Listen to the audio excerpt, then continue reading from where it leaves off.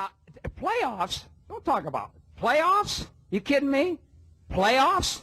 I just hope we can win a game. All right, welcome back to the First and 35 podcast. I don't even really know what episode this is, but hey, it's still alive and kicking, so that's something. I'm your quote-unquote host, Gus Cousins, and following up a brutal week last week, which there was like nothing to talk about, and it was probably one of the worst podcasts that I've put out since I've been on my own, and probably since the beginning of this whole thing, going all the way back to our first few, even with my two ex-co-hosts that have since departed. But yeah, last week was just brutal. So hopefully this week is a little bit more interesting for all the 4 people that might actually listen to this. And thankfully, there's actually stuff to talk about this week, instead of me just going off the script completely and blabbering on about whatever the hell popped in my mind like I did last week. And hopefully I get this one out on time, as opposed to the 3-day delay that I know no one really cares about, but it bothers me for consistency. But yeah, so there's actually a decent amount of stuff that went on, so we'll just jump right into it, I guess, or I will. I'll start with baseball because that's probably the most interesting one to me out of all this. So the MLB came out, a couple weeks ago, and they were talking about, the whole revenue splitting thing and how that's going to work. And of course, everybody wants a baseball season to start up again at some point. But, the big deal was the players and their salaries and the owners and how much money they're making, or will make if the season goes on. And because everyone's losing just a ton of money everywhere, that was the big thing, right? They had to come to a compromise to deal with, the fact that all these teams are losing billions and millions of dollars because, there will be no fans. They cannot do it at their home ballpark probably, and that sort of thing. Whereas the players are saying, we already took a compromise. We already lowered our salary. Now you want to lower it even more? Are you kidding me? And so it was a little bit of a battle there. But news came out, I think, yesterday night, that apparently the MLB is now more willing to compromise on their original 50-50 revenue split proposal. And apparently the Players Association is moving forward in that regard as well. So apparently the talks are going relatively smoothly ever since last week ended. The idea being that players would defer their prorated salary, so the salary that the original agreement was on, where they lowered it by 50%, that salary would be prorated and it would be bumped to future years in order to help the owners or ownership of teams deal with the fact that they're losing so much revenue. The idea being that, this year you're making so much less, why not bump it to next year? And then you can pay everyone back in full. To the original agreement. So that's the idea that they're going with right now, and by all accounts of it, all the insiders or whatever, whoever you want to call them on Twitter, apparently it's going fairly well. So that's a big step in the right direction because everyone wants to see baseball back. And the idea that they were shooting for a July 4th deadline or July 4th starting of the season was a big deal as well, because these Americans and their ridiculous patriotism towards the July 4th holiday, that was the day that they were going with, I think. So that's still entirely possible, I think, in my opinion, because if you give teams half a month to, do another spring training and get ready, it's very doable, I think. And by all accounts, this is leading them right towards that, because nobody has said no to that date yet. Fauci suggested it a while back. The teams ran with it, ownership ran with it, the players ran with it. Obviously, there have been bumps along the way, but right now, I think it's really good, looking good, that it's going to end up there. And, obviously, it's a day-by-day change. Everything will change over the next 24 hours, without a doubt, and will continue to change and progress until a deal is probably reached relatively soon for the teams, to say, this is the day we're going to try and start by. This is where they're going to play, this is the testing, yada, yada, yada. But the idea that both are willing to compromise on that is a big step in the right direction, I think, and probably most people would agree with me. The sooner they get this done, the better the chances are that a season will actually happen, and that's stating the obvious, I know. But for so long now, these guys' talks have stalled, right? They haven't gotten a whole lot out of them. Until now, which is, the team saying, okay, we'll, won't rip you off anymore, and the players saying, thank you for that, now we'll go have another chat with you guys, and it's all stepping in the right direction, I think. A few other more minor pieces of baseball news, but transactions nonetheless. I didn't even know you could have transactions. I thought all the rosters were frozen, but apparently because teams are losing so much revenue, that the minor league rosters are not frozen and teams can still release players. So the Orioles released 2 players over the last week. They released Preston Palmeiro and Jomar Reyes from their minor league contracts. I mean, it's hard to classify that as strictly a baseball move because they haven't been playing. So whether it was a deal that they reached with the players, handshake agreement saying, when this is done, we're going to let you play elsewhere, or if it was more of a, let's cut the salary sort of thing, which is tough to believe. That's what the Orioles, I think, are selling it as, or people are thinking they're selling it as, but 2 minor league players is not a lot of money at all. I think they were both roughly around the AA area, and I don't see that as a big, money loss or money grab. So I think that's probably a load of BS, and I think it's probably more of a deal with, letting them go and explore other opportunities when the time arises, after the whole pandemic is sorted out. The Pirates' middle infielder, Kevin Kramer, who used to be one of their top prospects, is supposed to miss 4 to 6 months due to hip surgery. Obviously, that'll make him out for this year, whenever this year picks up. Him and Cole Tucker were the 2 big names coming out of the minor leagues. Kramer hasn't played much. I think over the last 2 years in the major leagues, he's only had about 90 plate appearances, so he has not played too much. I think he's only hit around 180, so he hasn't been great, but 90 plate appearances, nothing to judge a player by. And he spent the majority of those seasons in the minor leagues, obviously, and now he'll have to be ready for next year at Pirates spring training, where I would imagine, if all goes smoothly, he could probably compete for a middle infielder spot on a bad Pittsburgh Pirates team. And this is a baseball player in Noah Syndergaard, not in baseball activity as in the sport. Apparently, Syndergaard is in a dispute with the LLC company over lease money from his New York penthouse that Syndergaard, allegedly, the company claims, did not pay, while Syndergaard, on the other hand, says, "Oh, I did make a deal with you, and you guys are trying to extort me out of $250,000. So there's 2 big sides on this. Obviously, it's one, the ridiculousness of, paying rent. I think rent was supposed to be $50,000 a month or $25,000 a month for Syndergaard on this place, which is ridiculous to the average person. It's just nuts. But then the flip side is, well, if you're so rich, why aren't you paying? In which Syndergaard says, well, I am paying. These guys are just lying about it. So I think, it's not...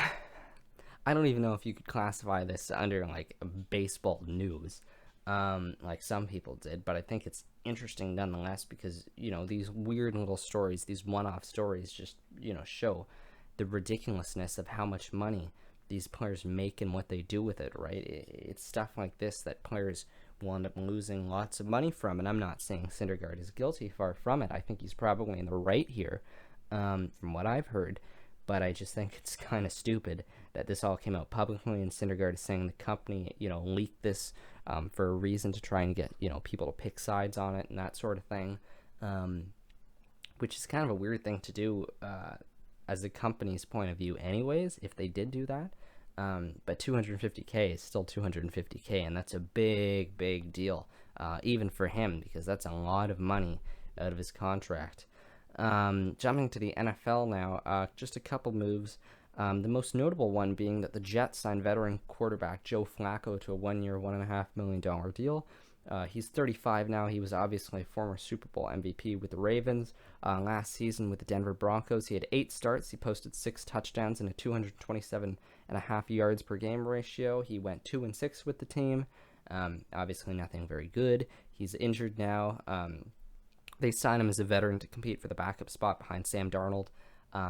I don't believe he would be ready to go, at the start of training camp, the beginning of next year, but I think later on he'll probably get the backup job just because of his resume.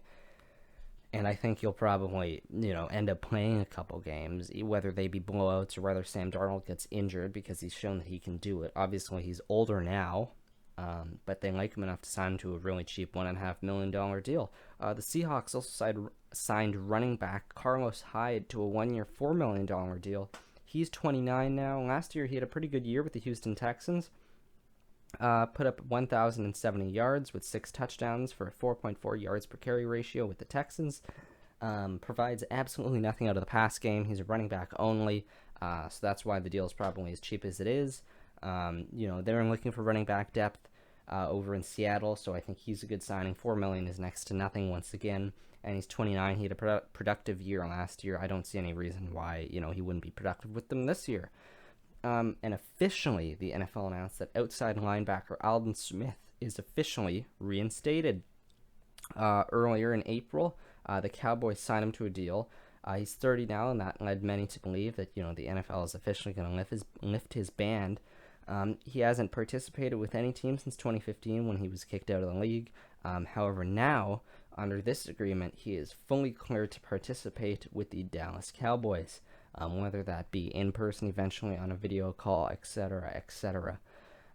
As I said, he's 30, so he's getting up there in age. He hasn't played anything over the last 5 years, but obviously the Cowboys think he's good enough to take a chance on.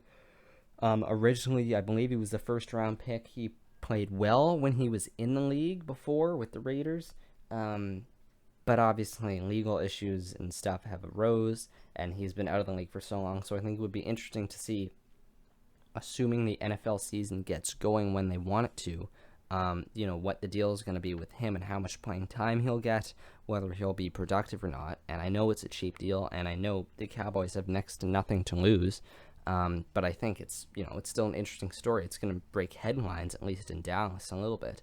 And I know that they have their Dak Prescott thing going on, which is something that I do not want to get into, because there have been so many reports with him that have just been false. It's been nuts. Him asking for, I think, what was the last deal, $175 million over 4 years or something insane like that. And I know people shot it down right away, saying, nah, that was just, a fake article written. But it would not shock me if he wanted something insane, because apparently he wants to be the highest paid quarterback, at least for 1 year, until Patrick Mahomes gets paid. But I don't even know if Dak Prescott is a top 10 quarterback in the league. I just don't. He hasn't been great. I don't know how good he can be. He's shown it here and there, but he hasn't shown it consistently. So I mean, I don't know about that. But getting back to the Aldon Smith thing, that's obviously a much cheaper deal, and I think it'll be just as interesting to watch. Moving to the NHL, which is probably the second biggest piece of news of the week, and I'll get into it more later. But the NHL and the NHLPA are set to move forward with a new 24-team playoff format. It was voted on, and only 2 teams, by all the teams I should say, and the only 2 teams that rejected it or voted against it were the Carolina Hurricanes and the Tampa Bay Lightning. Obviously, it passed because, the rest of the teams voted for it. The idea of it is that the top 4 teams in each conference would play round-robin style for the seeding purposes and getting your legs back. It would not be an elimination, series. It would just be teams, playing each other, and then ranking them 1 through 4 after all the games were played in the round-robin. The other 16 teams would play a best-of-5 series play-in games. So the idea being that, the best 4 teams, the top 4 teams in each conference, would be playing waiting, just getting their legs back. The rest of the teams would be playing best-of-5s. Winner moves on. Loser, obviously, is eliminated. And this resulted in a lot of interesting matchups in both conferences. Firstly, it's just exciting to have, this deal moving forward, and, NHL hockey, playoff hockey will continue and will be back. I think that's the biggest takeaway from this. But just to run through a couple of these, in the Eastern Conference to start with, the top 4 teams would be the Boston Bruins, the Tampa Bay Lightning, the Washington Capitals, and the Philadelphia Flyers. So they would play each other in round-robin style, see who wins against who, and then rank them the 1 through 4 seed. So hypothetically, if Boston won all their games, they would be the 1 seed, and if Philadelphia lost all their games, they would be the 4 seed.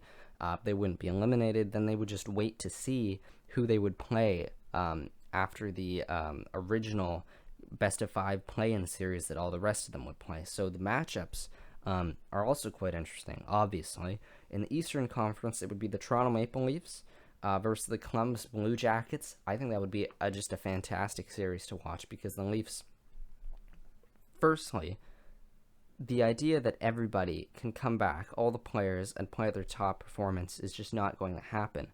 However, the Leafs have shown that they have a lot of firepower offensively. And I know the Columbus Blue Jackets, their style of play is just to grind you down mostly. They play hard, they play physical, they just get after you. And assuming that there's at least some level of resemblance to the season that happened before the break, the pause, I think Columbus has a pretty good shot against the Toronto Maple Leafs team. I think for years now, Columbus has been a really underrated team. Obviously, last year, against the Lightning, that was probably the biggest part of the playoffs there. This year, I think, Toronto should be feeling fairly confident, and so should Columbus. But I think Columbus, I just think that's probably would be my favorite series out of the East, and not even because I live in Toronto, not because, I've watched the Leafs the most. Obviously, I've said many times I hate the team. I hope they get their heads kicked in every time they play. But I think for an entertainment point of view, a Columbus-Toronto series, best of 5, would be extremely interesting. And obviously, there would be no fans, so that, the livelihood of, what the stadium would feel like and what it would sound like would be different. But all in all, the players would be the same. Nobody's going to change that. And I think Columbus has a pretty good shot to take down, a big offensive Toronto Maple Leafs team that is really expensive, might I add. And I think that'll be a really, really interesting series to watch, not for just the people in Toronto and Canada, but for people in general, to see if Columbus can pull another pretty big upset.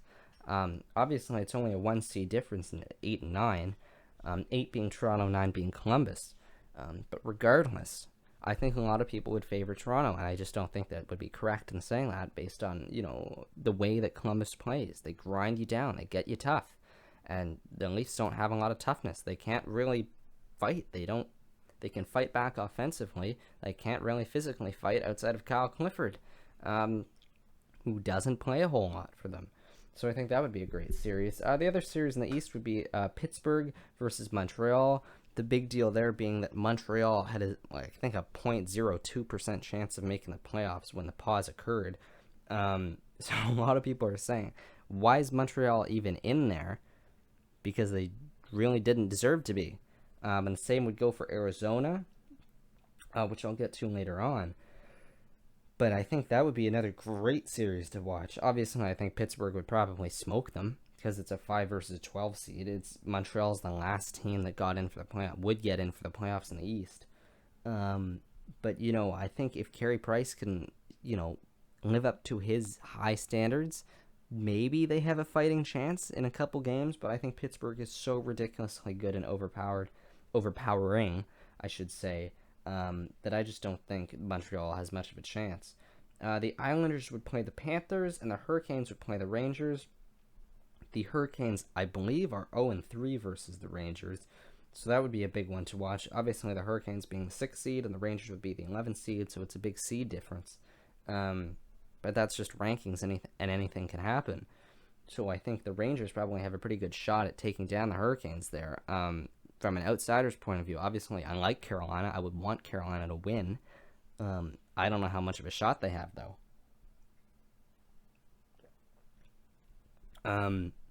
God, my voice is getting so worn out talking about this. I should mention, after every podcast, no matter how short or how long, my voice is shot. I just have a massive sore throat for like a day after, which is just brutal. But hey, I guess it comes with, doing one of these once a week and seeing how it goes. But anyways, getting back to hockey. Yeah, the Hurricanes-Rangers series would be good. The Islanders are obviously always an interesting team with Matt Barzal. The Panthers were battling the Leafs for the last playoff spot before the break. I think that would be an interesting game just to see if Sergei Bobrovsky can get his act together. And then jumping to the West, the top 4 teams there would be the St. Louis Blues, the Colorado Avalanche, the Vegas Golden Knights, and my favorite, the Dallas Stars. Same idea would apply there. They would do round robin, see who gets what seed. Hypothetically, if Dallas goes 3-0, I guess, and however many games they play, they would be the 1 seed. And if St. Louis lost all their games, they would be the 4 seed. And then await the winners of the following series: Calgary versus Winnipeg, Edmonton versus Chicago, the Canucks versus the Wild, and Nashville versus Arizona.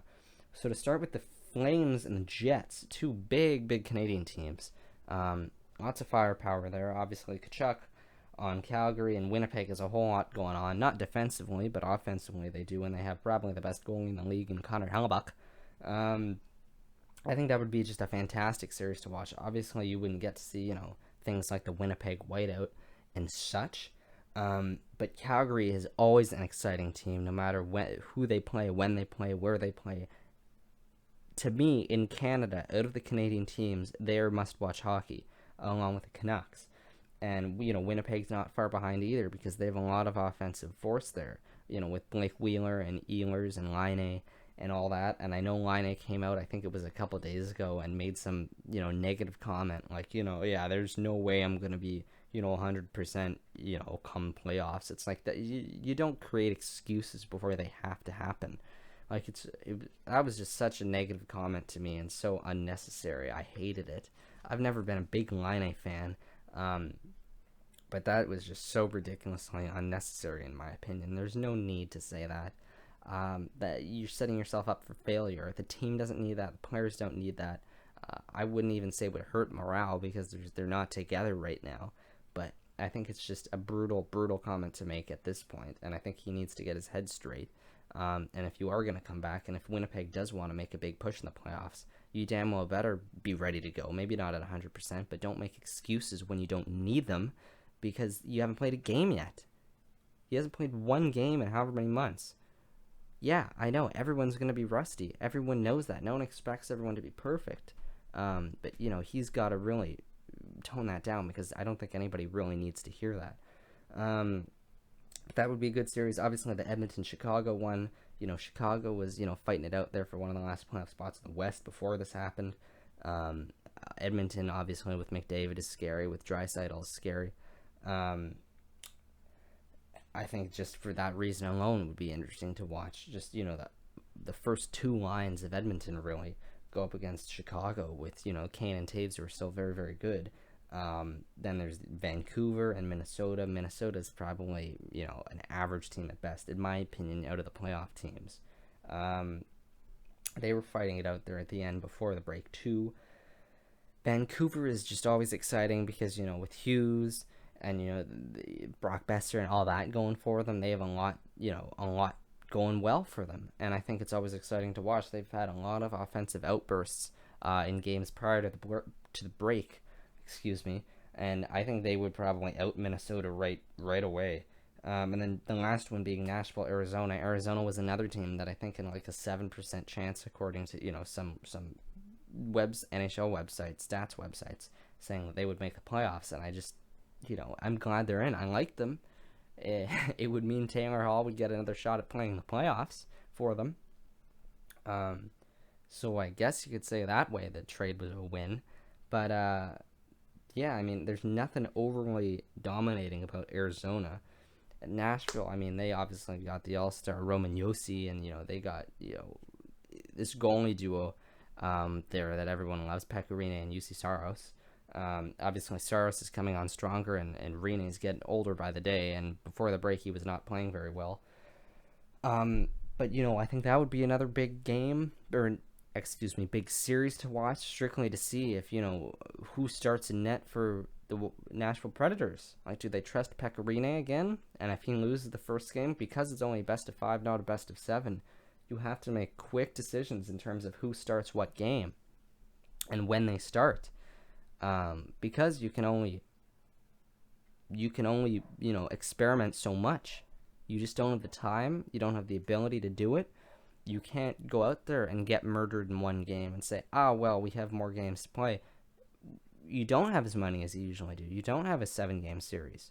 You can only do so much in terms of changing things up, in terms of trying to get, guys back the way they were. If somebody's not working for you, sorry, but you don't have the opportunity, you don't have the chance to change it. You don't have the opportunity, or much of an opportunity, to play poorly and still play. And, I think that'll be a big thing with these teams. Obviously, no matter how good or bad the top 4 teams play, after, the round robin, they're still going to be there.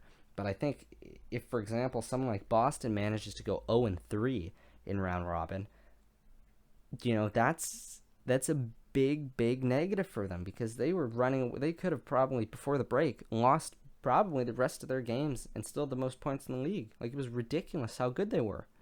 And allowing teams, like the Montreals, and the Chicagos to come in, and even the Arizonas, sure, you got to expand the playoff format in times like this. You do, I get it. But it gives the opportunity. If Montreal somehow upsets Pittsburgh, everyone in Pittsburgh is going to be so pissed off. It's going to be nuts, because they're going to say, well, Montreal shouldn't have been there in the first place. Unfortunately, that's the way it works. Fortunately for Montreal, it would be unfortunate for Pittsburgh. But it gives these really, really not good teams a chance to, go on a run and see how much they can accomplish. And, some people would say, well, does that mean that the Stanley Cup would have an asterisk beside it, or beside the winner's name? I mean, I don't like to think so, but, if Montreal somehow does, maybe. Not to take anything away from Montreal, but, let's get real here. They wouldn't be in the playoffs. The Coyotes wouldn't be in the playoffs. I doubt Chicago would be. The Rangers were making a push there at the end. I don't think they were officially in. And I get it. I understand it. I, to an extent, like it and appreciate it. The 24-man, 2014 playoff format. Not a chance in hell they should do this next year.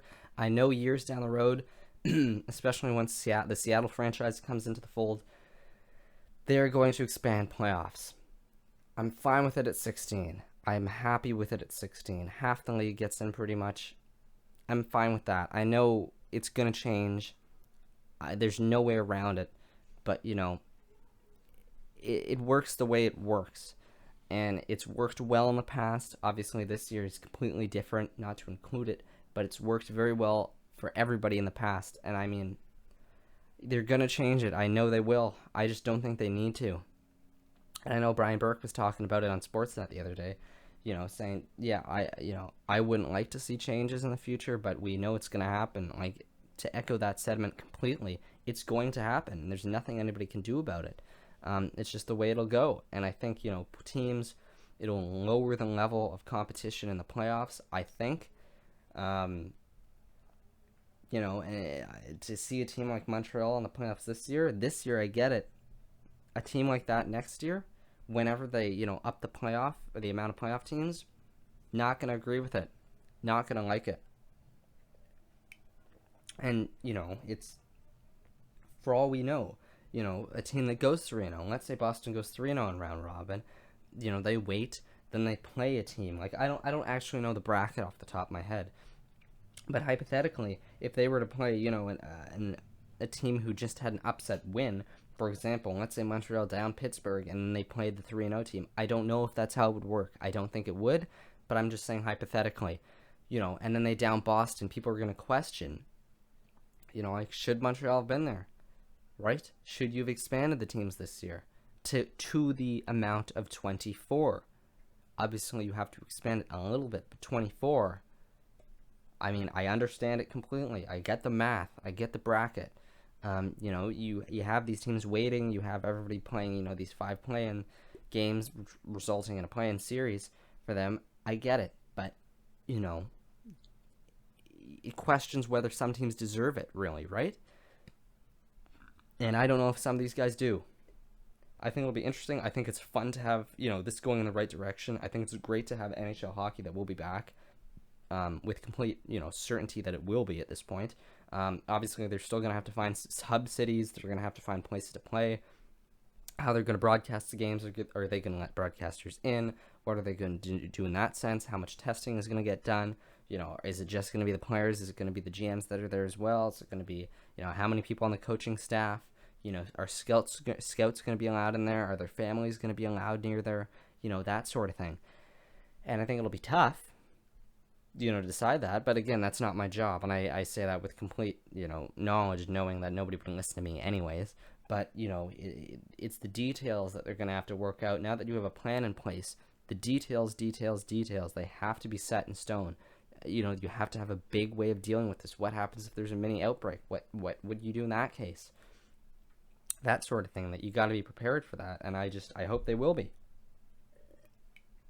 As I continue to chug my water here and get through the last maybe 6 or 7 minutes of this with just a dying throat, I should be like eating a lozenge or something right now because it's so brutal. Hopefully it doesn't sound that bad on the mic after this when, if you're listening to this, but man, is it not good right now. Just to end with a couple NBA notes. The Utah Jazz, one of their players, Bojan Bogdanovic, hopefully I pronounced that correctly, he's out for the season with a wrist ligament surgery. He was averaging 20.2 points per game with the team before the break, but he's expected to be back for the 2021 season, ripe and ready to go. The other piece of news there is that the NBA and Disney are holding talks to, resume the season at the Wide World of Sports Complex in Orlando, Florida. Sounds very, very nice. The idea would be that games would begin in July, whether that be straight to the playoffs, or whether that be completing the regular season and then going to the playoffs. That remains to be seen. Apparently, Disney said, yeah, we have enough housing there and everything for everyone. Looks good. Hopefully that's moving in the right direction as well. I would love to see, playoff basketball return as well. Looking down at my notes here, I completely forgot to mention that the absolute god-tier player of Mikkel Boedker signed with HC Lugano for a 2-year deal in the Swiss A-League in terms of hockey. He's 30. He had 2 goals and 4 assists for 6 points in 20 games. Obviously, he was just an absolutely major part of that Ottawa Senators team. They will miss him completely. I don't know what they're going to do without him. Completely forgot about that. Was so in depth with my water chugging and talking about playoff formats that I skipped over Mikkel Boedker. I'm so sorry, Mikkel Boedker. Anyways, some leagues are starting to get ready to go. MLB is making progress. The NBA is making progress. The NHL has a complete playoff plan, which is always nice to see. So with that being said, as I keep saying week after week after week, things are going to change by the day and change by the week. I'm glad that all this news happened this week, so I had something to talk about and not just, fill 20 minutes like I did last week. I think we're just over half an hour now.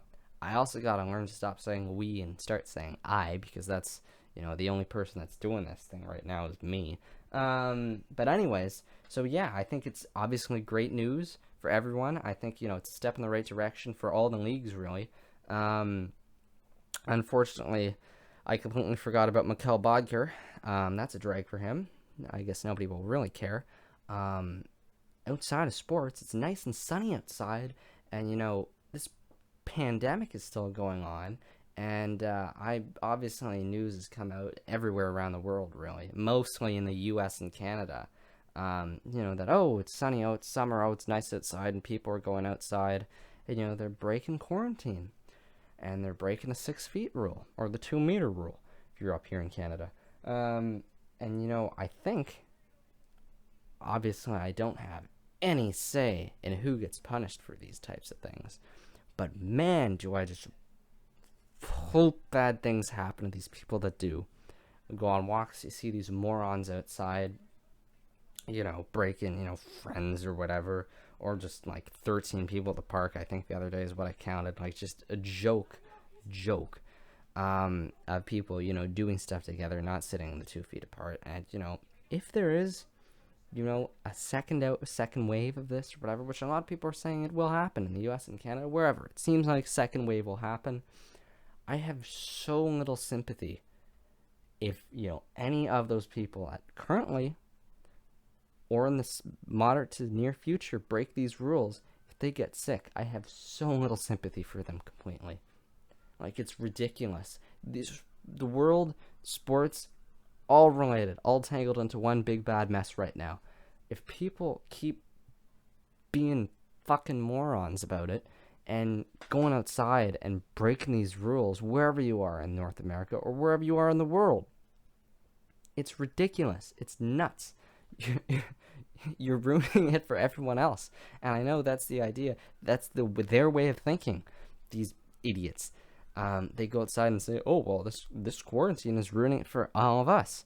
Yeah, it is. Boo-hoo. Suck it up. Stay inside. Don't rip down, that yellow tape that police and, the city of Toronto uses, wherever you use. Don't rip that down, in a play area and let your kids go on the swings, which is exactly what I saw walking outside the other day. It was ridiculous. It's nuts. It's nuts. And Toronto right now is acting like the Florida of Canada. It's a joke. It's completely moronic. All these people that are out there doing all that. Pictures come out. I've made fun of the U.S. a lot on here. I've made fun of them a lot. But man, Toronto's just letting me down right now because it's ridiculous how many people are just being complete goofs and, doing whatever the hell they want as if life is back to normal. It isn't. I had to wait like 20 minutes today, to go get a pair of pants. Like, it was a ridiculous wait to get a pair of pants. I respect it, though, and everyone else needs to respect that, too. And when you go and break these things and cases start rising, it's a bit of a joke, so maybe don't do that. I don't understand why that's so hard to understand. I know I'm getting way off course here. Just diverted down a completely different path, talking about the NBA and Disney and Orlando, and now I've somehow gotten it to making fun of Torontonians. But come on, like, it's ridiculous. It's nuts. And obviously, the sooner these people start following orders, the sooner these sports leagues will start back up, and the sooner sports will return to Toronto here and return to many places throughout the U.S. and Canada. Right? Like, I don't get it. I just don't get why people don't understand this. It's garbage. Wear a mask. Don't go hug your friend. It's not that hard. But I guess, for some people it is. Anyways, there, I've ranted a little bit for the last, 3-4 minutes of this before I go. My throat is now completely murdering me. So I'm going to end it right here. Hopefully more news happens. Hopefully stuff starts, coming out. What leagues are going to do. There are more detailed plans and all that. Hopefully everyone starts to begin to understand that, when this happens, you have to take it seriously, and not a lot of people are right now. As in here, Toronto, in Toronto, throughout Canada, throughout North America, throughout the world, get your act together.